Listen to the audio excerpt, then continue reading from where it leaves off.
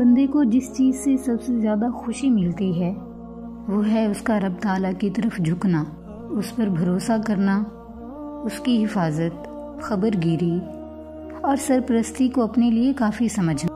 بندے کو عدل و انصاف کے بارے میں یہ کافی ہے تو وہ ایسے دن کا انتظار کرے جس میں اللہ اولین و آخرین کو جمع کریں گے۔ اس دن کسی پر ظلم نہیں ہوگا، فیصلہ کرنے والا تنہا اللہ ہوگا اور گواہ فرشتے ہوں گے۔ قناعت ایک عظیم خزانہ ہے۔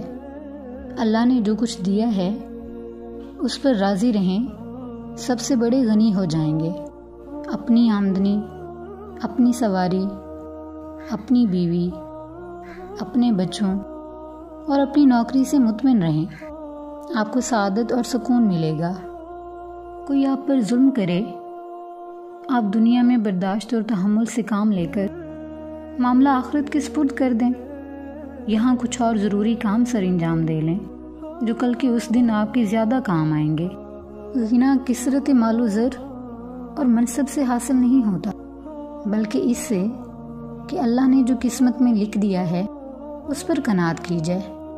اللہ غنی، تقوی والے اور اپنا حال چھپانے والے بندے کو دوست رکھتا ہے۔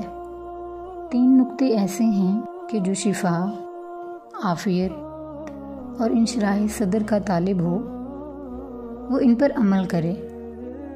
اللہ تعالیٰ سے تعلق، اس کی بندگی و اطاعت اور اس کی پناہ، یہ ایمان کے اہم مسائل میں سے ہیں۔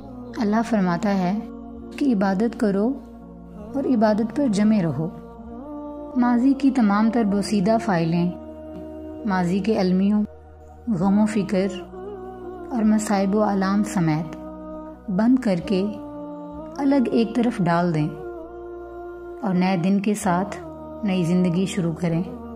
مستقبل جو نظروں سے اوجھل ہے اس کی فکر نہ کریں، آپ اس کی توقعات، انتظار اور اندیشوں میں نہ پڑیں، بس آج کے دن کا خیال کر کے زندگی گزاریں۔